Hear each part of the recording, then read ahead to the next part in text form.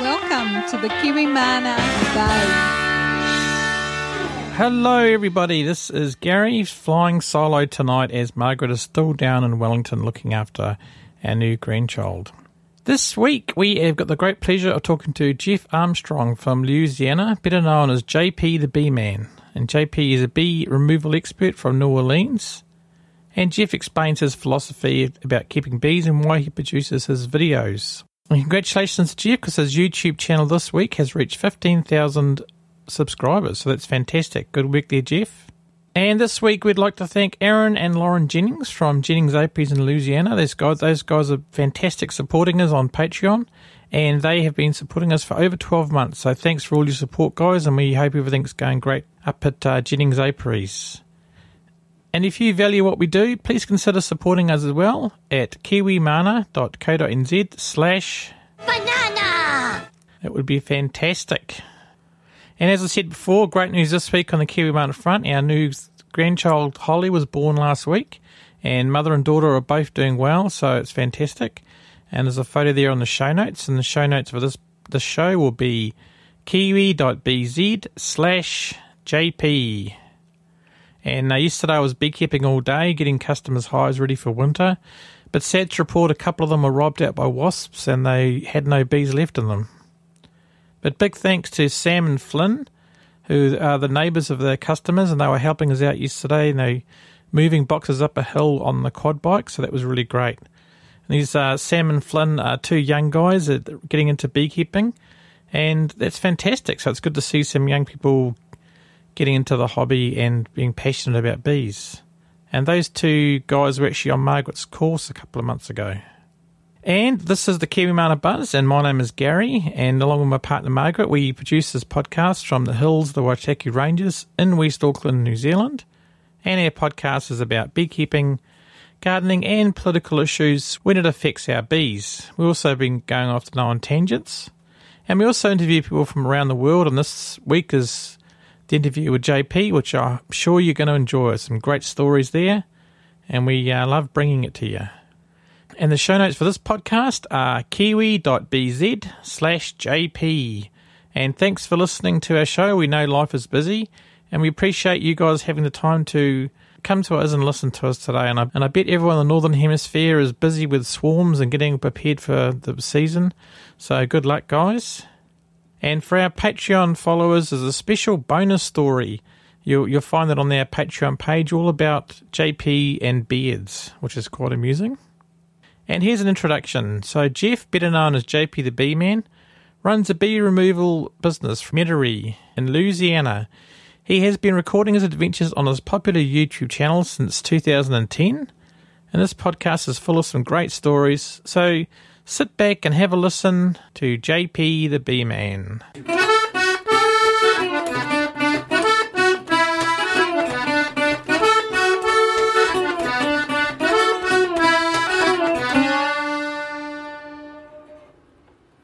Oh, yeah, no, I've been enjoying your videos. Been awesome. Oh, thank you. I like you, the ones with you and the bickering beekeepers. You like that, huh? Oh, it's a bit of fun, isn't it? Yeah. You know, what's funny is, you know, when I met Shawig, I'll tell you the story real briefly, but I met him from beemaster.com, International Beekeeping Forum, that we'd access from our computers. So, you know, he jumped in there and he's like, hey, I'd like to, you know, see your hives. And, you know, when you get asked that question, hey, I'd like to see your bees, especially from somebody you don't really know that well, you know, you're a little bit cautious, you know. And then our annual get-together that we have in Macon, Mississippi was approaching pretty quickly. And so he wanted my phone number, and, you know, in case he got lost on the way up and all this stuff. So I called Bud. Bud Watt is, we call Big Daddy Bud, and he's the guy that hosts the event. And I called Bud. I said, yeah, this guy Shawee, you know, he wants my number. And I said, yeah, I don't really know this guy. He says, well, give him my number. He says he shows up and we don't like him, I'll just tell him to leave. You know, and little Bud's like that. There's, you know, no holds barred with Bud. Yeah. But Shawee actually got there before I did. And when we met, after just literally a couple minutes. It was like we were long lost brothers, we clicked. And so, he expressed an interest in doing some bee removals. And I said, okay. And I had to remove some bees from this elderly lady's house, but she had a detached shed that was full of them. So we went and did that one. Well, at one point, I was on the exterior fooling with some lap board, and he was on the inside. I think we were running the bee vacuum, and I had a couple of these boards pulled back, and I was trying to vacuum some bees underneath. It was kind of a weird setup, and it had some maintenance issues. And something happened, and one of the boards slipped out of my hand, and it flung towards Shawig, and he got a bunch of bees on him. And I didn't hear his response until later on, when I was going through my video footage. And it was like, hey, that's it. Just, throw 100 bees on me. Get my ass all stung up, So he had me laughing, And I'm like, man, you know what? I think I could have some fun with this guy. But, we started doing a little bit more here and there. And, we just have this uncanny ability to push each other's buttons. It's all fun and good. Oh, yeah, no, it's so fun, eh? It's hilarious. Yeah, that's how that developed. We're best buddies, but it's on any job site where there's a bunch of guys working together all day long. You got to vent or you'll kill each other. So yeah, that's what we're doing. We're venting, and we were like that, in person too. We like I said, best buds, but sometimes we'll have a little difference of opinion, and we'll voice it.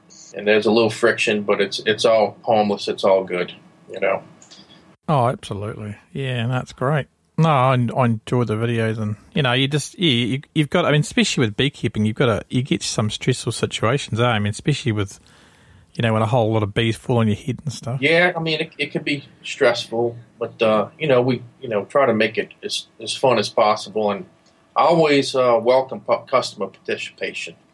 Most of the bees I'm fooling with, they're likely, feral Italian in nature. Everybody knows Italian bees have a propensity to be on the rather gentle side. So we got that going for us, because people ask me a lot of times, they see the videos, how can you fool with bees and not wear any protection? That's the first thing I tell them. It's no, big secret, the genetics are key. I use my smoker and observe what they're trying to tell me. Okay. And every now and then we'll run across some angry colonies, moody colonies. Bees, as you know, they respond to different variables, a lot of weather-related variables. Pressure changes. They definitely, respond to pressure changes. But anyway, for the most part, we have some pretty good bees we fool with. And when I'm fooling with bees, you don't hear this mentioned too much, but usually it's quite warm. If you think about it, bees are insects, and they like it warm.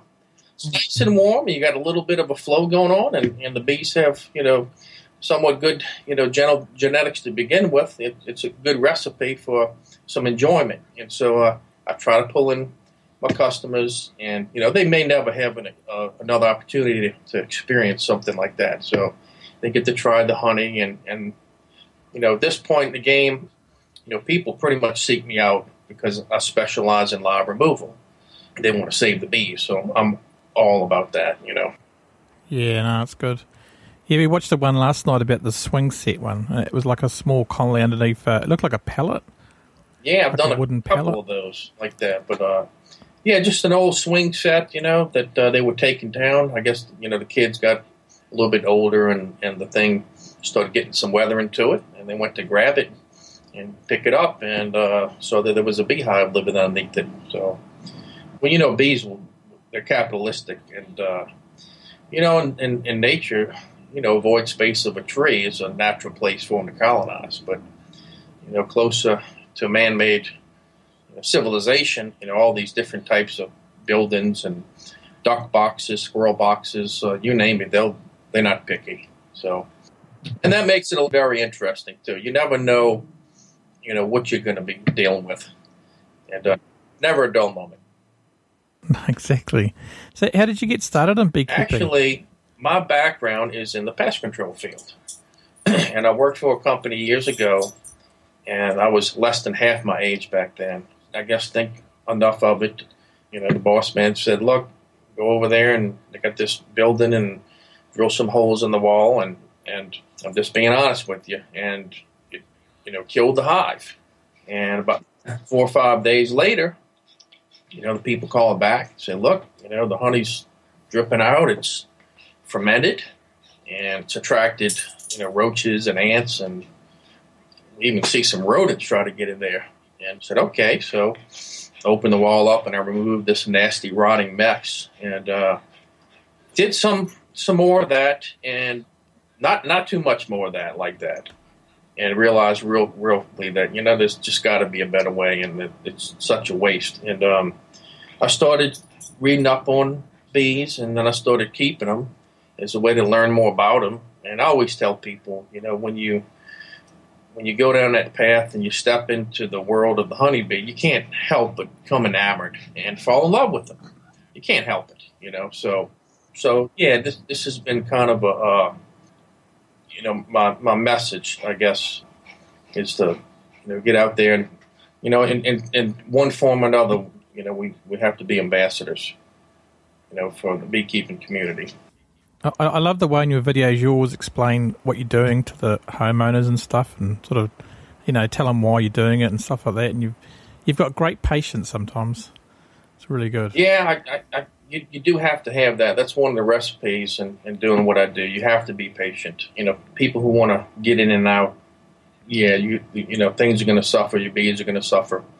You got to be adaptable and open to change. So, yeah, you got to be kind of married to this type of work. Yeah, absolutely. Yeah, any other people in your family involved in the beekeeping business? Believe it or not, no. But I'm sure every beekeeper and their family members probably look at them as being somewhat eccentric, I'd imagine. They probably heard that their whole life, So I've been told that my whole life. And I was the kid, in diapers that was turning over rocks, looking for bugs and, just out there, sopping it up with a biscuit, as you'd say down south.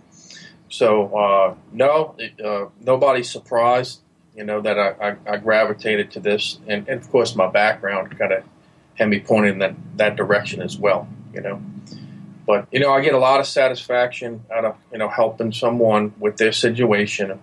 And I'm doing a good thing, by saving bees, too. Yeah, absolutely. No, it's fantastic. Yeah, I know what you mean. You're sort of people that are beekeepers are kind of seen as a bit strange, but that's all right. We're happy. I think for the most part, beekeepers are pretty good folks. There are some oddballs, just like in anything. And I've met a couple of them, that are pretty tight-lipped, and they don't want to give away their secrets, and they're just a little bit off, But like I said, that's true in anything. But for the most part, the beekeeping community welcomes most people with open arms. Yeah, absolutely. And so what motivated you to start filming your exploits or your adventures? Well, going back again to the Bee Master days, okay, we would discuss social media, and I guess you can call it that, internet talks. You're talking about your passions and, what you do for a living, and we would put pictures up, naturally. And I had people mentioning that, hey, maybe you should video some of your work. And I was like, well, why would somebody want to see some guy take bees out of a wall? I said, I'll shake a swarm into a hive box and I'll film that. So I did. And that one, I had a little school across the street with a high chain link fence, and they must have had about 50 kids, and they were screaming and all this stuff. And then people started asking questions about the video, and they wanted more. I wasn't really sure, what my angle was going to be with it. So a friend of mine said, well, you want to see who your target audience is. My target audience, that would actually be just about anybody, to be honest with you. My goal with the videos is to try to make them obviously educational, but also entertaining as well. I've come a long way with them. Initially, my editing skills were pretty poor. I bought a Mac computer so I could utilize iMovie, to make these movies, and I was told how user-friendly the iMovie program was. I called them up one day, Apple, and was asking them a question about something I was doing with the videos. I was very thankful at the end of the conversation, and the guy was like, well, you have Apple Care for the next, 2 years. You can call us and ask any question you like. I'm like, okay. Oh, that's awesome. So that's when, I had about a dozen questions, at that point. And so they kind of helped me with some shortcuts and really how to utilize the program. And, of course, I've gone through, different operating systems since then, several. And so, yeah, now I'm more about putting out quality than quantity. And so, they used to be where, man, I'd be out in the field and take footage, and I'd come home, and man, I was going to put that video together and put it out that night. It's just not like that anymore. I've gotten a little older too, so your energy level's not quite there. I always tell people, creating a video is kind of like writing an English paper. You should have a bunch of rough copies, and we all think that we've created a masterpiece. So when you think you've got it done, you step away from it, then you come back to it, and that way you become less and less partial, and you can pick it apart, And so that's what I'm about now. And I enjoy them. I get on YouTube, my channel, as often as I can. I got a lot of people asking questions and comments and things like that. So it's fun, relating with the public. So yeah, that's a lot of fun. And I got people telling me, hey, I learned a lot from looking at your videos, and I take a lot of that for granted, I guess, because I'm fooling with bees so much, But I guess when you do a lot of something, anything, you're going to learn some shortcuts, and you will pick up some knowledge. And I guess I take that for granted sometimes. And people are very appreciative and thankful, and so it makes me feel good too. And I'm happy to help. Yeah, no, that's awesome. I mean, have you ever been approached to have a TV show? If you're in the television production field, you're going to YouTube. Because it's a veritable library full of all kinds of crazy characters, different lines of work and different walks of life. And so, yeah, I had, quite a few that see the merit in doing a show. But, the networks they don't have any trouble saying maybe, saying yes, that's another thing. But I got my little group of characters, that kind of do removals with me and fool with bees, and they're definitely characters. And if you're going to do a show, you need to have some characters or other people involved, let's say, beside yourself. So anyway, been approached. We've almost gotten a show a couple different times, and actually they're looking at one right now that's actually a New Zealand company. Oh, okay. And they're trying to work that deal actually this month, so it might happen. And it's I didn't make the videos to try to get a TV show or anything like that, but this one group of people that I really like, the guy who owned the company came down, and the first thing he asked me was, so you want to do a television show? I said, well, I feel like we're kind of like doing a show already, with the YouTube video, so I don't think I'd have a problem with it, but as long as it's authentic. We like to have fun, and obviously it needs to be something that people get enjoyment from. But again, just like my approach with the videos, we would get a show, I would like the same ingredients. Something that's entertaining but also educational. And I think that's really important too. Especially what's going on with the bee situation. Bees have been in the forefront, as you know, for the last several years. So this is a great opportunity for us to share the bee love, if you will, get people involved. And I know we're starting to see a lot younger demographic getting involved with beekeeping, and that's just fantastic. For years, the average age and sex of the beekeeper was, male, probably in his, late 40s, early 50s. So, a lot of new people, kids get involved. It's wonderful. Yeah, no, it's fantastic. We're always encouraging young people to get into bees and not be scared of them. I think it's a big thing. And a lot of parents seem to instill this fear into kids, don't they? That and probably television's a big part of it. Media, I get interviewed sometimes with news stories, and I always ask, well, what's your angle? But and sometimes they like to sensationalize things, So, yeah, honeybee has a stinger, but unless they're super aggressive, and you're actually right there in front of their hive, they can care less about wanting to sting you. And I really believe, unless they're kamikazes, they don't want to sting you. And I believe, I think it's innate that they're going to give you signals. They're going to let you know that you're getting too close. We don't really appreciate your presence. Your typical warnings, flying or buzzing around in your face, or head-butting you, bumping into you. That's them saying, look, I really don't want you here, but I'm not going to sting you because,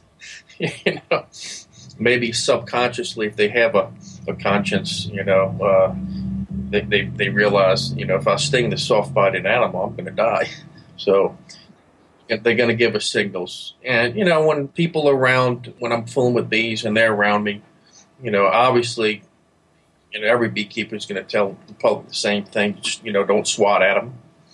So, I'll tell people, they may land on you. Especially when it's hot. Everybody's perspiring, and they're going to land on you, and that freaks a lot of people out. But once you educate the public and let them know, okay, what these bees are about, and they're really not out to get you, then the enjoyment factor comes into play. I had a guy call me. He was a fire department. It was a fire training facility. He was an instructor, and he was an ex-Marine, full of testosterone. Okay, the type of guy that would walk in the room, and if there were a bunch of ladies in there, they'd slowly but surely, one at a time, they would just disappear. Okay, he was, machoism, just. And at the facility, they had a couple of different hives that had got into this one particular work trailer, and they'd sprayed them. I'm sure the guy said, "Yeah, look, go over there and spray them bees." And they called me, and they were in bad shape. The first two colonies, I did what I could, but essentially, that is kind of what you'd consider a cleanup job, to be honest with you. So you're helping these people out, but a lot of people get angry about a situation like that, but I realized that it's a great opportunity to educate, okay, and turn that around. And so that testosterone-filled macho ex-Marine, I told him, I said, look, the next time you get bees, okay, because there was no way to keep bees out of this building. No way, okay. And they had some feral bees in the area that was swarming out of a tree, and so they kept getting them. I said, look, the next time, do not spray them. I said, call me, and I promise you we'll have some fun. So he did. He called me, and now this was a little work trailer that was pretty close to the ground, and I literally had to lay on my back with the hive right in my face. I didn't have to wear protection on them. There were some pretty good bees. It was right on the corner of the building, and I had my hive box set up, and I was, transferring my brood comb. And so this guy was sitting there in a little metal folding chair and just kind of taking it all in. I was just explaining to him, okay, this is what they're doing. They're not trying to get you. No, they're not aggravated, okay? They're just orienting, things of that nature. At one point, I'd gotten all the comb out, and we're standing there, and a little swarm started to ensue. So, and I knew what happened. The queen had gone airborne. I also noticed they were starting to land on the corner of the trailer. So I told him, I said, look, Rick, I said, keep an eye right here. We did, and sure enough, the queen landed. And actually, she happened to be a marked queen. So she was from somebody's hive, But anyway, he's sitting there, and the bees are landing, and he's taking all this in. And he turns to me, he says, he says, when I retire, he said, I never thought I'd be sitting here amongst these bees like this, he says, but this is just blowing my mind. He says, when I retire, he said, you think you could help me maybe set up a couple of hives? at my place. I'd like to start keeping them. Yeah. Unfortunately, he passed away. Yeah, he was exposed to some chlorine gas at a fire, and just to see that turnaround and someone like that, and unfortunately, I didn't get an opportunity to help him with that. But I have in other situations been able to remove bees out of people's structures and have them wind up keeping those bees. So a lot of satisfaction in that. Yeah, it must be good that you create like beekeepers wherever you go. People realise they're not so bad. I mean, I think the good thing is you give people confidence. Well, the homeowners are coming right up to you and they're like, looking at the bees like you are, and they're not worried about getting stung and stuff. I think it's awesome. Yeah, it's all about educating yourself on the biology of the honeybee.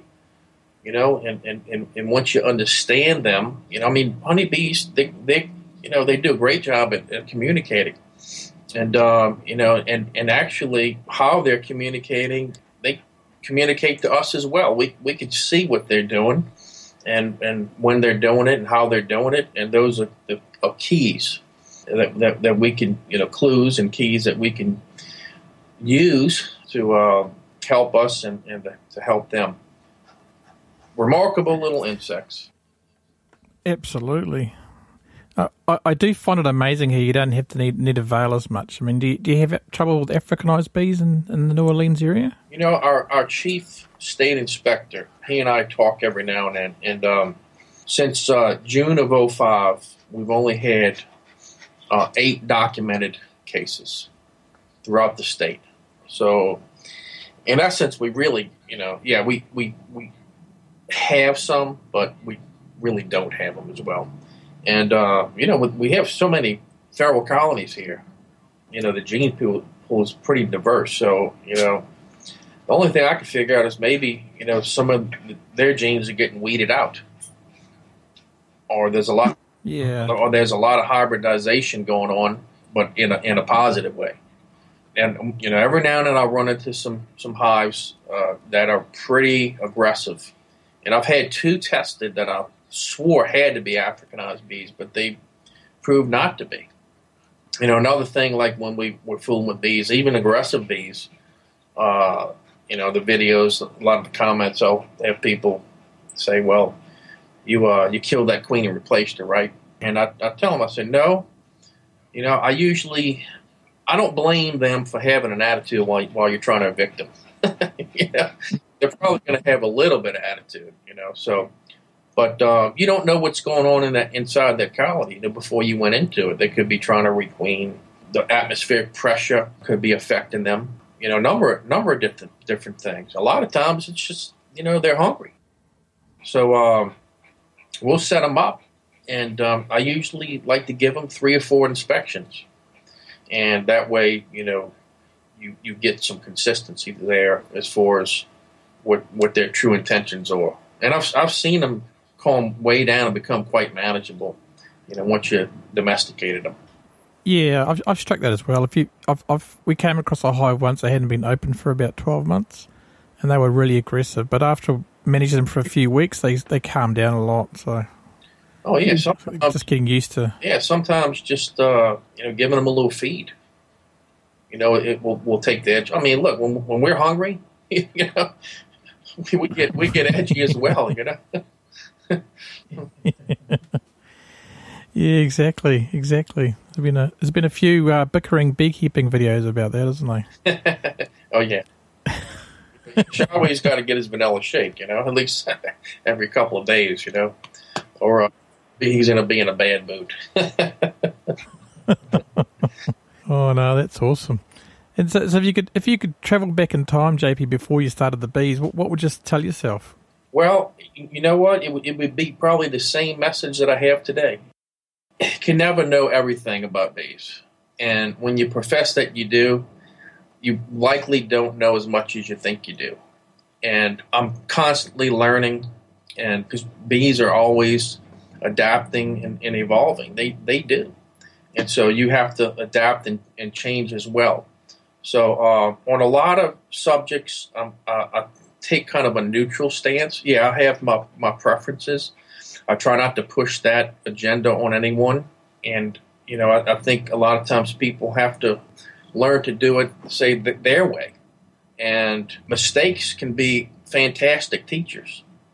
I often tell people, a lot of what I know about bees is from all the mistakes that I made and learned from them, and I'm trying not to repeat them, So I would just say, have an open mind and take everything in and, step into their world and observe what they're trying to tell you, because they say a lot. They constantly communicating. So if you just step into their world, take it all in, and ride the wave, so to speak. If you don't, you're going to become stagnant, and you're going to miss the bus. Yeah, absolutely. No, I totally agree with that. Because they're better at being bees than we are, aren't they? And so you got to watch what they do and just try and help them, I guess. I think beekeeping is a funny term. It really should be. You're just a hotel owner, really, aren't you? Yep. Okay. I was in 2009. I was down in West Palm Beach. It was Super Bowl weekend. In fact, when the Saints won the Super Bowl, and it was the first annual at the time It was the Southeast Organic Beekeeping Association's first annual gathering. Okay, and we were working bees, and we were busy. Okay, there was classroom stuff, there was outside things going on, so I didn't really have time to look at the weather and things like that. We were so involved with what was going on. But I want to say that Saturday evening, we're working bees, and all of a sudden, all the bees were clustering, and you'd hold up a frame, and they were tightly bound. They really weren't doing what we wanted them to do. And so after going through about 3-4 hives, I realized that something's going on, and so I started to talk to a few fellow beekeepers out there and inquiring about the weather. Has anybody looked at the weather? What's going on with the weather? And about an hour later, the winds picked up and a front came through. And those bees already knew it an hour in advance. They were hunkering down. And, I've seen it down here with the hurricanes. I've seen them literally hunker down. Okay, I'm going to use that term because it's appropriate here. I've seen them stay home for up to 2 days before a major hurricane. Now, that's some intelligence there, okay? Yeah, they can they can sense the change in the atmosphere, can't they? Oh, yeah. Well, the gravitational pull, affects every living thing. Yeah, exactly. Yeah. I mean, and when you're working bees, just observe when they all start coming back. You get this big crowd coming back. That usually means it's going to pour down. Oh, yeah. If you're in a yard with 20 beehives, it suddenly becomes very busy. Well, another thing, too, is getting back to, not jumping the gun on the requeening bandwagon, really, you can't jump the gun with them, because you can go into your yard and open up 3 hives and they're all pissy, okay? And the next one's pissy. When that happens, I know something's going on. There's some kind of weather-related incident, and I back off, and you can go back in 2 days later, and everybody's happy again. Exactly. How did you guys get on with Katrina when they hit New Orleans? Were you guys all okay on your bees? I did okay. I had, I lost a couple of hives, tree branches that fell and things like that. I had some overhead spraying for mosquitoes that killed some numbers but didn't wipe out any colonies, thank goodness. I lost quite a few bees, though, with Hurricane Isaac, which was, I want to say, 3 years ago, I want to say. Yeah. That was unfortunate. I had 25 colonies set up on 30 acres of citrus. Everybody was at least double stacked, if not triple stacked, and I was, ready to get me some orange blossom honey. And, actually what happened, the workers came in and cut all the trees back, okay? And we lost all those buds, and the owner, said, oh, yeah, well, they cut them back quite a bit, but it makes it easier to get next to the tree to harvest. I said, well, we won't get any orange blossom this season. And then the Chinese tallow flow kicked in. They really built up nicely. So I knew we were sitting pretty for, the next orange blossom honey. And then Isaac hit probably, I want to say 2:33 in the morning, and a levee broke. And unfortunately, that was, it took those bees out. So that was a pretty big loss. My buddy Shawi lost a bunch too with Isaac. Shawi, I've been helping him grow his apiaries the last couple of years. And he's got access to several thousand acres of swampland. So there's some areas that are reasonably high, and there's some areas that they get some flooding, and he's got to watch it over there. But so yeah, that's kind of the nature of the beast, down here. With these hurricanes. I guess you get a lot of weather events happening down there, because you're right on the coast, aren't you? Not too far from it, but we're near Lake Pontchartrain too. It's a huge lake, and there's a lot of water here. So not too far from the river. We just had to open up what we call the Bonnie Carey Spillway, and let it flow into Lake Pontchartrain. If it wasn't for that, the river reached a critical level, and it could overflow the levees, and we'd be in serious trouble. So absolutely. Yeah, that's been happening the last couple of weeks. So surrounded by a good bit of water, and there's big influence there with flooding and weather related issues as well. Yeah, absolutely. And do you have much trouble with varroa mites and stuff like that down there? I haven't had to purchase bees in quite a long time. And so obviously a lot of what I'm fooling with are feral colonies. And, I pretty much define a true feral colony as one that survived at least 2 winters without human intervention. Okay. And you'd be amazed, a lot of them don't even have any mites. I've had some that had mites, and I usually let them work through it, survival of the fittest type thing. My background being in the pest control field, I know all about resistance. And, I just feel that, you'll get varying opinions on this, but this is just, my personal belief. You got to watch what you're doing, because you could be breeding super parasites. So, I guess you'd say I'm a proponent of, treatment-free beekeeping. Yeah, absolutely. And do you have a lot of luck with that then? Yeah. There's a guy named Brian Bray from Bee Master days, and he had a little saying that had a lot of merit to it. And basically it was, you want to try to keep your hives as feral as possible, So, yes, you have to do management.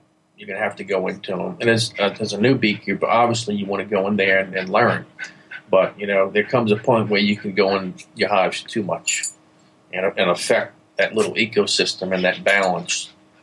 And there's a lot going on in there, as you know. So, yeah, most of the bees I'm fooling with have adapted to this environment. So they do very well with the mites here.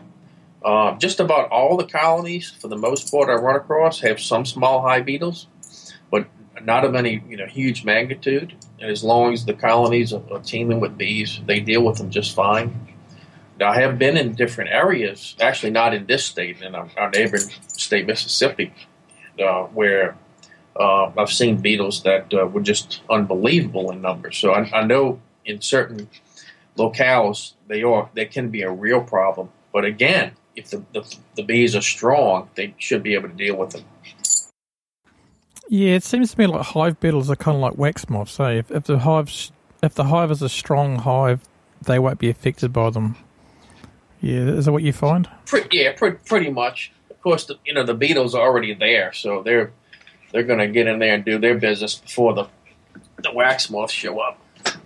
But I actually removed a hive in Tylertown, Mississippi.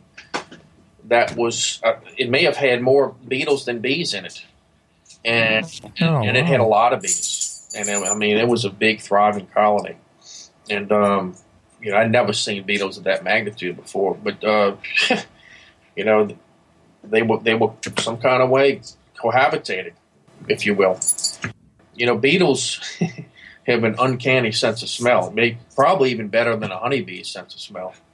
And I've seen where I've moved hives where the beetles showed up, en masse. And that's the only thing I could point to. It wasn't that their populations escalated that were in the hive to begin with.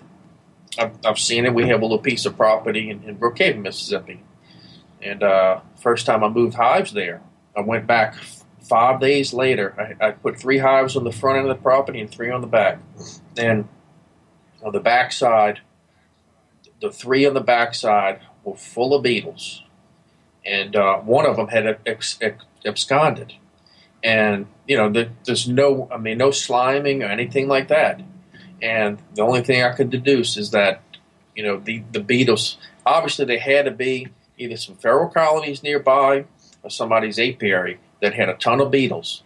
Those beetles smelled the hives and they showed up in mass. It was unbelievable. Yeah, they must be able to smell them a mile away, eh? Oh, you hear different things, up to 3 miles. I don't know what it is exactly, but they're there. I mean, they even fly with the swarms. I've shook swarms before, and as the bees are running up in your little whatever you put them in, you see a few beetles here or there. Yeah, exactly. Yep. And so I see you using the infrared camera quite a bit in your videos. Is that working well for you guys? I just started to use the FLIR E4 thermal imager. Just started using that this season. It's a nice tool, but just like the infrared heat thermometer, the little laser thermometer, at a certain point, okay, if the temperature you're trying to read, the average surface temperatures above, let's say, the mid-80s, they kind of become obsolete, to be honest with you. Now, I'm just speaking for the one I'm using, okay? Maybe one of the really, really high-dollar ones might be able to differentiate at those temperatures. But, after surface temperatures get up past the mid-80s, you either rely on experience or if you have a situation where you need to know where a hive is, in regards to, say, a hive you're trying to remove, then a borescope might come in handy. Yeah. And the technology is there. It's there to make your life a lot easier. So, when I'm doing my work, I have a little 5x8 enclosed trailer, and I got all kinds of stuff in it, and my little tools and tricks and shortcuts, swarm lure, and, you got to have all that, Again, that gets back to, having to be able to, adapt in a moment's time to deal with whatever situations that's presented to you. Well, I guess you never know what you're going to come across, eh? In your field of work. No, and that's part of the excitement of it, Yeah, exactly. I bet you meet some great people in sort of different situations, and it sounds awesome. A lot of great people, a lot of characters. I mean, there are a lot of characters here to begin with. Yeah.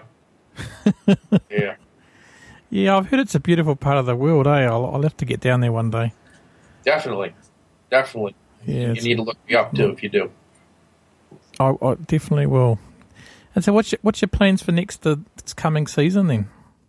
Well, more of the same. To be honest with you, I'm still trying to help Shawee. He's for the most part kind of retired. So we grow in his apiaries, and he's got a little thing going on over there. And the owner of that property's son owns a couple of convenience stores. I think a handful. And so he's selling his honey in those stores. And but as I'm getting older too, I'm doing a little bit more of kind of getting out there and addressing different bee clubs. So that's always fun. Go to different places, do a little traveling, and get to know what's going on in different areas. In fact, we're going to Texas, Shawee and I, Tuesday. We're flying out to address a bee club over there, and hopefully the weather's warm enough where we can play with some bees. But so yeah, I mean, pretty much what I've been doing. I keep a certain amount of bees. Obviously, I'm helping Shawee, and I got a couple other friends that I help, and and new beekeepers as well. One thing I'll mention as far as the beekeeping aspect, we never really talked too much about my approach and things like that, but I'm a big believer where you can keep nukes. I'm a big fan of nukes. They're just, I think every beekeeper, for the most part, should have some in their arsenal. You got a hive that maybe needs to be condensed and it needs to rebound. You put them in a nuke, and it's amazing. Once you condense their efforts, you can see them rebound. And then it's a late swarm, or some of these late removals I do, like even this time of the year, and I'll jam them, pack them into a nuke. I got one I did the other day, and they're pushing the rubber bands out, and you got to this time of the year. It's been a rather mild winter, and we really don't get any severe winters, but we do get some fronts here or there. So I wouldn't dare put a hive into a full setup this time of the year. Too much space can be a really bad thing, and I just wanted to mention that about nukes being a really powerful tool to utilize just about every beekeeper's arsenal. Yeah, absolutely. You've got to have the space. It's got to match the size of the colony. Absolutely. Otherwise, you get problems with wasps and. Yep. Too much space can be a killer. But as far as my basic philosophy when it comes to bees, you hear a lot of different things about my bees swarmed out, or they died out. A lot of it because they did swarm, and there's too much space now, and that's when the parasites can capitalize. And I always tell people, you always want to keep them busy. So if that queen has no room to lay above where she's laying right now in their honey bound, you could put 15 boxes on top of that box, and they're probably not going to go up. So, and that's a good time to pull a couple of frames, honey here or there, and when I harvest, I don't think full boxes, because a lot of times you hear people talking about, I got problems with my back, and I want to use mediums because they're lighter. Well, you don't have to pull an entire box. You could pull individual frames and lighten the load, and that's pretty much what I do, So I don't know why, but a lot of beekeepers have that mindset, that you got to pull the whole box, but you don't need to do that. So you just, get in there and pull what you need. So what? I was going to make a point about queen excluders. I generally don't use them, and you get that feedback. Well, what if she's laying up there, in the honey supers? Well, for the most part, she's going to lay the first 2-3 boxes, and what's above that is pretty much going to be your honey supers. And so, if you got a frame or two that's got some brood and pollen, well, you just don't pull those. No, that's a no. No, I think, I agree. I think they're more for commercial people, and they want to come along, grab the ones above the queen excluder, and just put them in the truck and go. You know what I mean? They don't really look at them and stuff, and I think that's what they're for. And they're not. I don't think hobbies should use them at all, really. Yeah, I tell you, I've seen a big difference in the colonies I flew with, where I've set them up in a new setup where I've caged the queens. I typically use what I call a hair clip queen catcher. The one that looks like a hair clip queen catcher, a hair clip. And but on those, and the hives do just fine. The bees can get in and out of those clips to tend to her, and I don't see any stress, anything strange going on inside that colony. And they usually do well. They thrive. But the ones where, say, I didn't catch the queen, maybe she's probably in there, but I didn't catch her. Maybe there was a truckload of bees, and I just didn't have the time to fool with it. And on those setups where I put a queen excluder, above the bottom board, I just see craziness in most cases. It's so unnatural, and you could see it. You could see their struggle. They'll build a wacky comb. I've seen them where they built some comb on the left side of the hive, maybe position 1 and 2, and then they're all the way on the other side. There's no consistency. It's definitely throwing them off, and you can see the differences when you have several different colonies set up with them and without them. You can really see the difference. So yeah, I only use them as an includer. That's pretty much the only time I use them. Yeah, I just use them when we're splitting hives, really. That's the only time we use them. Exactly. Split, sequestering, queen, trying to find out where she is. Yeah, I mean, it definitely has the juices, but, like I said, she's going to, for the most part, lay down, for the hobbyist beekeeper, I agree, I don't really recommend them personally, but I can see advantages in a commercial setup. Commercials guys, their whole operation, their whole approach is different than the backyard beekeeper. It's more about productivity and efficiency. And that's why they're using all deeps for the most part, and they're on pallets. And you got to have that equipment. And it's just a completely different approach. And I will say this: commercial beekeepers get a lot of flack. There's a lot of beekeepers out there who think they're the devil. But, I have to, respect what they're doing. I don't have to agree with everything, but, these are people that a lot of them are trying to make a living, and I'm sure a lot of them are doing the best they can. So, and like anything, we could learn from what they're doing and vice versa. Yeah, absolutely. I mean, it's different when you've got that's how you're feeding your children, isn't it? It's a different world. Oh yeah. Yeah, they can't afford to lose half their hives every year, kind of thing. So. Nope. We never really talked about CCD. Have y'all been experiencing that over there? Not at all. No, not New Zealand. We've been quite lucky. Seems to have only really been America and I think some parts of Europe, eh? Well, that I know of, we haven't had it in this state. Okay, that's what I'm being told.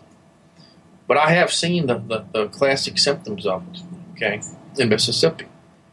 And my take is, and what I saw was bees that were kept near big agriculture, and crops were being sprayed.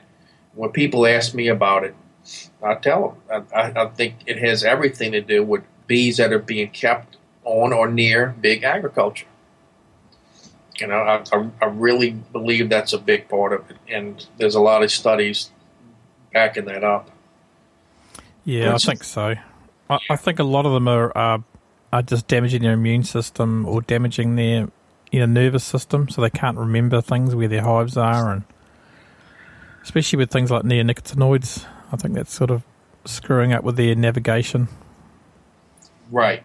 And they're kind of going out and getting and losing where they are. It's like when you go out and get drunk too much, you can't remember where you live. Remember, things like that. Yep. Not that I drink like that, but yeah, exactly. It's a slow type kill too, which is unfortunate. Yeah, I mean, we've had scientists on the podcast, and it's cumulative as well, so it won't kill them straight away. And that's the problem. A lot of the studies, they're kind of like, oh no, they're okay after a week, but it takes like a few weeks, and they start, getting worse and worse. And well, what's really odd too is it seems, after you've discovered a colony that collapsed, you don't see any parasites in those colonies. Usually for about 2 weeks. Other bees won't rob that honey out. And, you won't see beetles. You won't see wax moth. It's like that magic number. I don't know what transpires in that 2 week period, but that's a strange one. I guess whatever was going on there had time to filter out. I guess to some degree. Yeah, they must sense it. They must sense something went wrong. Something.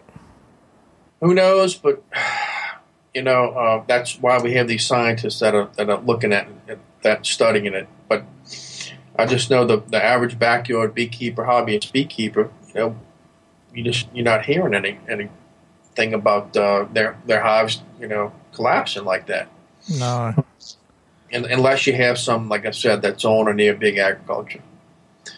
But if you're in an area where, well, let's just say, if the bees truly are in trouble, we probably are in trouble. Okay, I mean, if we have massive die-offs, obviously we're polluting the earth to a point where it's going to be right around the corner where we're going to most likely start being affected. I mean, the misquote that supposedly Albert Einstein made, about if bees dies, the world will end in 4 years. But I think there's probably some merit in that.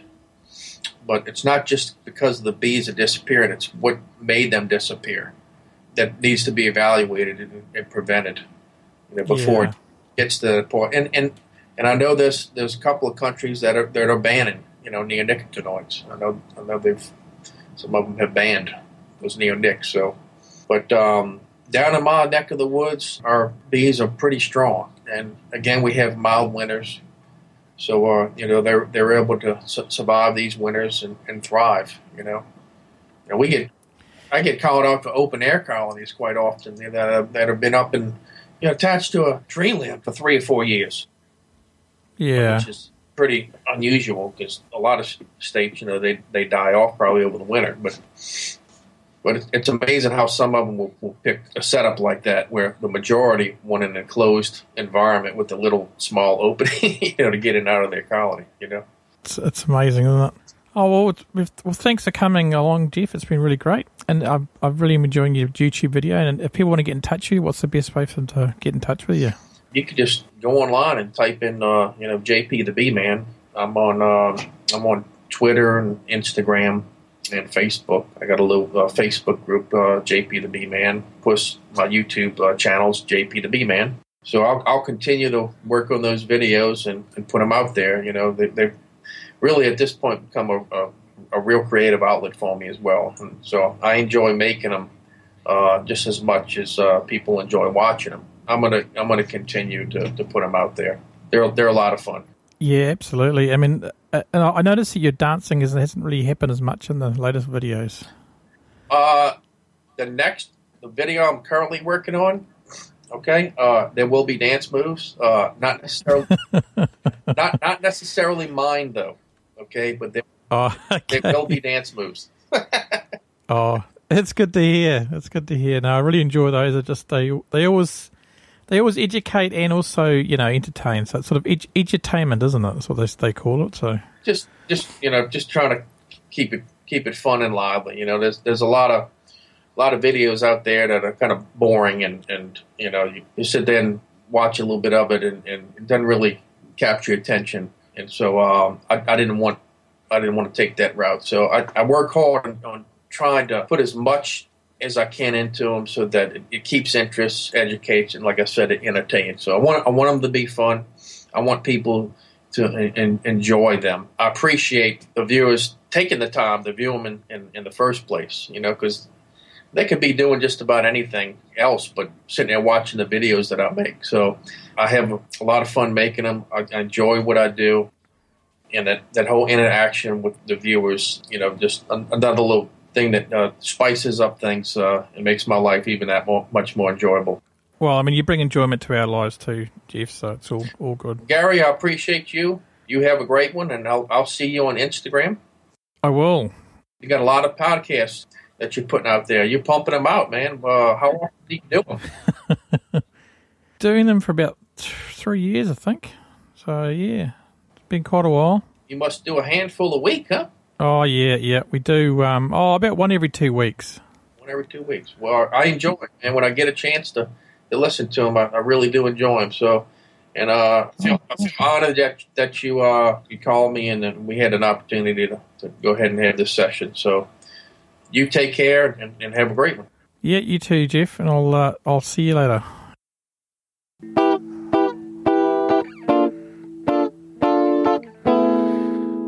Well, that was fantastic. I really enjoyed talking to Jeff. That was a great talk, and I hope you guys enjoyed that as much as we enjoyed bringing it to you. So really thanks a lot for coming this week again. And if you think what we do is worthwhile, consider supporting us at kiwi.bz/banana. And we really appreciate all the people that contribute to us on our Patreon page. It's fantastic. And also please subscribe to our show on iTunes. That would be great. Till next time, we'll catch you guys later.